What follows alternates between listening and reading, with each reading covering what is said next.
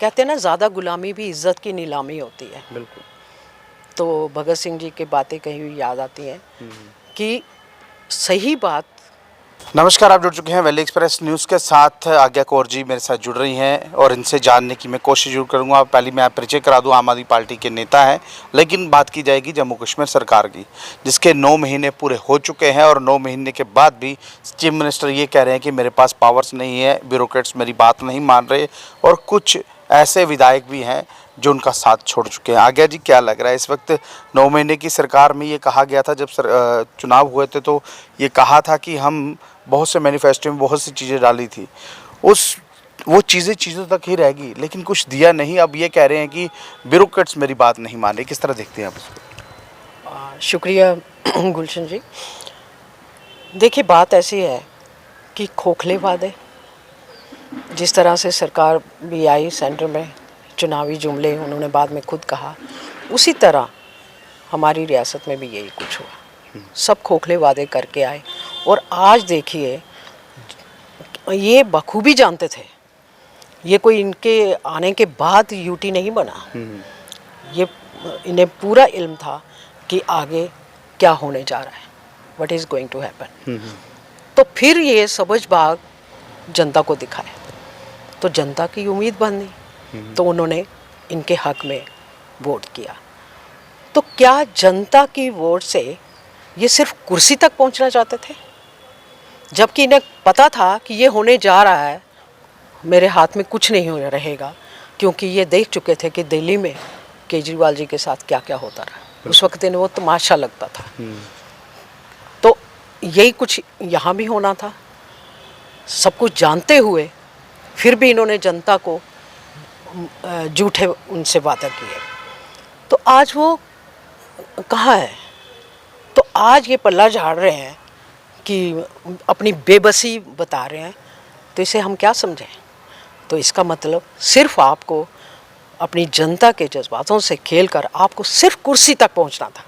इससे तो यही साबित होता है कि 10 साल जो आप कुर्सी से वंचित रहे, तो आप सिर्फ उस कुर्सी तक पहुंचना का साधन बने। जनता आपकी ज़रूरत थी, लेकिन आपकी ज़रूरत तो अपनी थी। लेकिन आगे जी एक चीज़ और भी है ना, विधायक की अगर बात की जाए तो महराज साहब आप ही के पार्टी प्रेसिडेंट भी हैं और जम्मू कश्मीर की आवाज़ भी हैं आम आदमी पार्टी की। उन्होंने 9 महीने तक इनका साथ दिया, उन्होंने देखा कि आखिरकार करते क्या है, क्या कुछ कर पाएंगे। 9 महीने के बाद उनका एक वीडियो निकल के आता है महराज साहब का, ये कहते हैं कि ये कुछ कर नहीं पा रहे, अब मैं इनका साथ जो है वो नहीं दूंगा। पूरी पार्टी उनका साथ दे रही है। आप किस तरह देखती हैं और किस तरह से उनके साथ रह रही हैं? बहुत सही फैसला किया उन्होंने, बिल्कुल ठीक फैसला किया। देखिए, एक सच्चे और ईमानदार नेता की यही निशानियाँ होती हैं।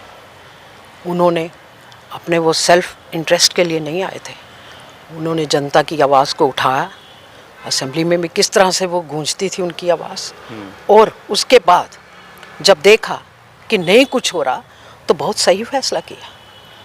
यही होना चाहिए था, क्योंकि आप 42 होकर, मोर देन 40 इनकी है, तो ये कुछ नहीं कर पा रहे। और इनको मौका मिला था, महराज जी जो हमारे एमएलए साहब आए, उन्होंने आवाज़ बनाई, तो उसका ये फ़ायदा उठा सकते थे। कम से कम वो जो मुद्दे उठाते थे उनको एक्नॉलेज तो कीजिए। लेकिन नहीं, उल्टा उन्हें भी किस तरह से गुंडागर्दी हुई, मारपीट तक बातें पहुंचती रही। क्रिटिसाइज किया जा रहा है। उनको समर्थन नहीं दिया, जबकि उन्होंने इनको समर्थन दिया। लेकिन इन्होंने क्या किया? कोई आवाज़ नहीं उठाई। कम से कम उसी आवाज़ का ही एक्नॉलेज करके। इनका समर्थन सिर्फ एक जगह तक था, ये विपक्षी पालड़े से उठा के अपने पालड़े में बिठा देना, वही बस वहीं तक था। वही। तो कम से कम उन्हीं की आवाज़ के पीछे आप कोई रिएक्शन तो करते। आप भी कहते कि वाकई जो कुछ हो रहा है, क्योंकि आपने भी तो यही वादे किए थे। आप अपने फ़राइज़ क्यों भूल गए? तो जब उन्होंने आवाज़ उठाई तो आपने उनको भी नहीं समझा, और जो होता उनके साथ हुआ, आपने, पूरी जनता ने देखा, पूरी जम्मू कश्मीर की जनता ने देखा कि उनको किस तरह से उनके साथ क्या क्या हुआ। लेकिन ये चुप रहे और 42 लोग चुप हैं। तो एक जो इस वक्त 1.25 लाख से भी ऊपर है, वो बिल्कुल उन्होंने पूरी अपनी जनता का साथ दिया। और उनके साथ जो वादे किए उनको पूरा करने में वो पीछे नहीं हट रहे। उनके लिए जो उन्होंने किया सही फैसला किया, क्योंकि देखिए कहते हैं ना, ज़्यादा गुलामी भी इज्जत की नीलामी होती है। बिल्कुल। तो भगत सिंह जी की बातें कहीं हुई याद आती हैं कि सही बात, अगर कोई गलत बात होती है तो उसके विरोध करना बहुत ठीक रहता है, क्योंकि इतिहास उसे बागी तो गएगा लेकिन गुलाम नहीं गएगा। नहीं, एक चीज़ तो आपने बहुत आप- अच्छी की है, कही आपने, ये मुझे आपसे सीखने को मिली, ज़्यादा गुलामी भी इज्जत की नीलामी। होती ये तो अभी हो रही है ना सरकार। बिल्कुल हो रही है। आप सब कुछ जानते हुए और फिर आप क्या कह रहे हैं। इनका एक इंटरव्यू आया, देख रही थी मैं, कपिल सिब्बल जी के साथ था। वहाँ वो कहते हैं कि मरकज़ के साथ हमेशा बना के रखनी पड़ती है, उनके साथ लड़ाई करने से कुछ नहीं मिलता। अरे आप तो 2014 से पहले फुल फ्लेज्ड होते थे। बिल्कुल। तो तब तो आपने मरकज़ से मिलकर क्या किया इस रियासत का? आपने उस कगार तक पहुंचाया। आप यही जो परिवार जिन्होंने मिल के मरकज़ के साथ ही हमेशा ये सरकार बनाते रहे, तो क्या किया था अपनी जनता के साथ, और जनता ने इनको वोट पे चोट देकर तीसरा घर पकड़ा। तो आज किसने पहुंचाया यहाँ तक? तो जब आप फुल फ्लैश थे उस वक़्त का मैं आपको याद दिलाऊं कि जब इनकी सरकार थी, इनके नीचे जो कांग्रेस के साथ मिलकर इन्होंने किया था, इनका डिप्टी सीएम, उसका एक छोटा सा मामूली सा एक एम्प्लॉय, उसने शिक्षा विभाग की वो धज्जियाँ उड़ाई, वो पूरे जम्मू कश्मीर को याद है कि किस तरह से पूरे जम्मू प्रोविंस के जितने टीचर्स थे उनको सीईओ ऑफिस में लाके खड़ा कर दिया, और उनसे किस तरह से पैसे वसूले जाते थे ट्रांसफर्स के नाम पे। तो बाद में क्या हुआ? आज वो कुछ नहीं ना हो रहा। सीईओ को सस्पेंड कर दिया एंड दैट्स ऑल। नहीं, आज वो कुछ नहीं हो रहा। हाँ, तो जब वो उस वक़्त आप अपनी जनता का कुछ नहीं कर पाए, तो आज तो आपके हाथ बंधे हुए हैं। तो फिर भी आपने जनता को झूठी उम्मीदें दी कि हम ये करेंगे वो करेंगे। बताइए आप किस बात पे खड़े होते नहीं, हैं? कहने का तात्पर्य ये देखिए, उमर अब्दुल्ला अभी चीफ मिनिस्टर जरूर है, लेकिन चीफ मिनिस्टर बनने से पहले इनको पता यूनियन टेरेटरी बन चुकी है, मैं शपथ लूँ या नहीं लूँ, अगर नहीं लेते तो ज़्यादा बेटर रहते, लेकिन शपथ ले ली है, अब पछता रहे हैं। वो बोलते हैं ना, जब चिड़िया चुग गई खेत क्या पछतावा। कोई पछतावा नहीं है। ये एक उस कुर्सी तक पहुंचना, मैंने पहले भी आपको कहा कि ये सिर्फ सत्ता को हासिल करना, उस कुर्सी तक पहुंचना चाहते थे, क्योंकि ये 10 साल से 11 साल से ये उस सुख सुविधाओं से दूर थे। इन्होंने अपनी सब सुविधाएं बहाल कर ली, लेकिन जनता का क्या? ये तो इनको पता था। इनके कुर्सी लेने के बाद थोड़ी ना यूटी बनी है, बखूबी इनको सब कुछ पता था कि यही होगा। और फिर भी देखिए दिल्ली का हाल, कि वो तो शुरू से ही यूटी रहा, लेकिन किस तरह हमारे केजरीवाल जी ने संघर्ष किए।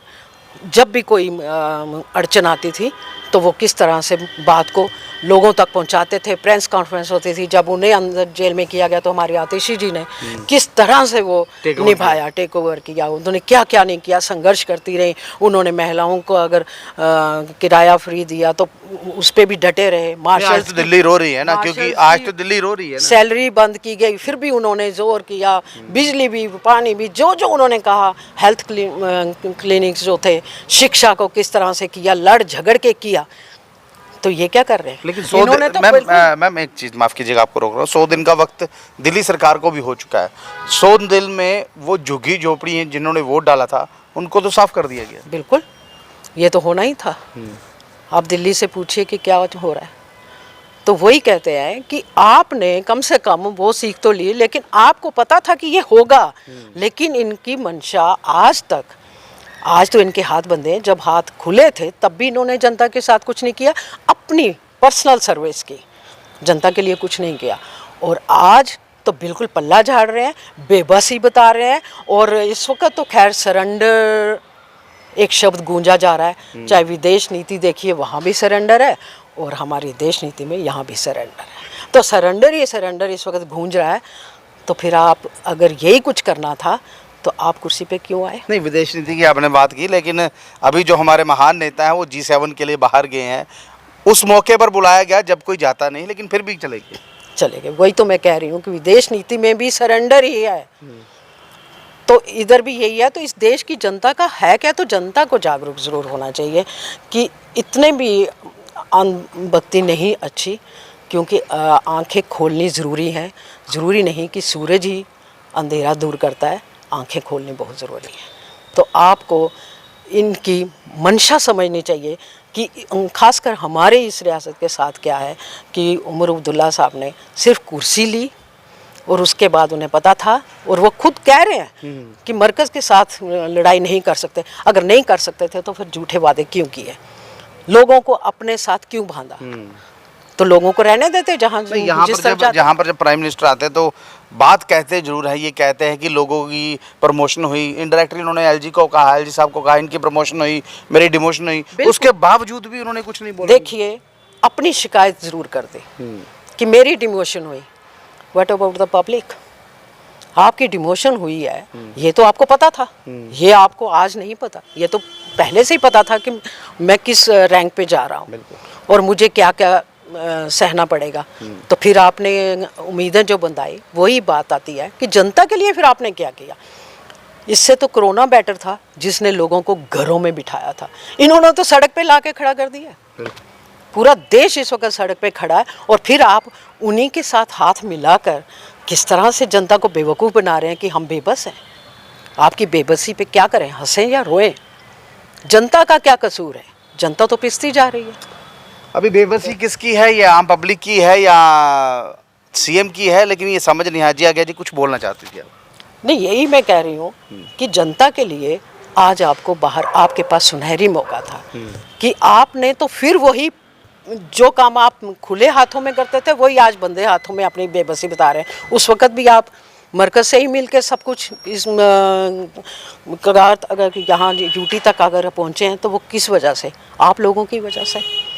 दूसरी पार्टी आई तो उसने मिलकर क्या किया, 31-33 करोड़ लोगों ने जेब में डाल दी, सेना की ज़मीन पे घर भी बना लिए, लेकिन जनता का जब कुछ नहीं, अपना घर भर लिया तो फिर पार्टी से डिवोर्स ले लिया, अलग हो गए।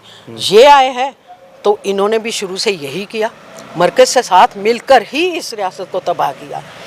तो यही इनकी नाकामियों को, इस सरकार को पता था कि इनकी नाकामियाँ क्या हैं, इसलिए वो इनसे वाकिफ़ हैं, तो आज ये बोल नहीं पा रहे। तो अपनी नाकामियाँ छुपाने के लिए ये हाथ मिलाकर जनता को बेवकूफ़ बना रहे हैं। तो जनता सब समझती है, ये कितनी सफाई देंगे, क्योंकि सबको दिखाई देता है।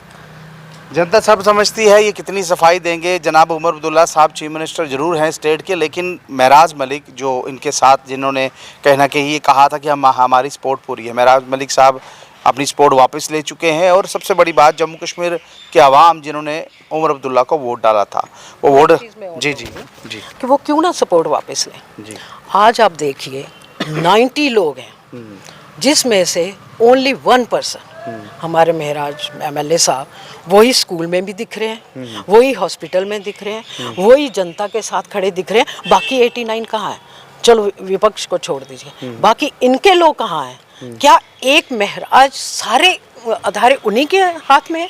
हर जगह वही दिख रहे हैं, हर जगह जनता का साथ वही दे रहे हैं। जो हेल्थ मिनिस्टर है उनको दिखना चाहिए था ना उनकी जगह। एक उन्होंने ठीक कहते हैं कि एक ड्रेस कोड के लिए नहीं ये बोल सकते, तो ये क्या करेंगे? बाकी के लोग कहीं नहीं दिखाई दे रहे, क्या वो जिस कॉन्स्टिट्यूंसी से आए हैं, क्या वो लोग उन्हें माफ़ कर देंगे? तो क्या सिर्फ इस वक्त अगर देखिए तो एक ही नज़र आ रहे हैं हमारे एमएलए साहब, तो वो क्यों ना अपना समर्थन वापस लें? वो ऐसे लोगों के साथ क्यों जुड़ेंगे? सही को सही और गलत को गलत कहना बहुत ज़रूरी है, और वही एमएलए साहब, हमारे एमएलए साहब कर रहे हैं, और बहुत ठीक फैसला लिया है, क्योंकि ऐसे लोगों का साथ देना तो और भी घोर अपराध है। देखिए एमएलए महराज मलिक ने क्या सही किया क्या गलत किया, अपनी राय जरूर रखिएगा, लेकिन उमर अब्दुल्ला साहब ने जो वायदे किए थे आम जनता से, आम आवाम से, यूटी गवर्नमेंट बनने के बाद ये कहा था सबको कुछ ना कुछ मिलेगा। पहली बीपीएल की स्कीम कही, फिर एएवाई आ गया, बहुत सी ऐसी चीज़ें थी जिन्होंने वायदे किए थे, लेकिन वो वायदे खरे नहीं उतरे। बहरहाल ये लाइव दृश्य अगर आपको अच्छे लग रहे हो, अपनी महत्वपूर्ण राय कमेंट में लिखिएगा और इस वीडियो को शेयर कीजिए।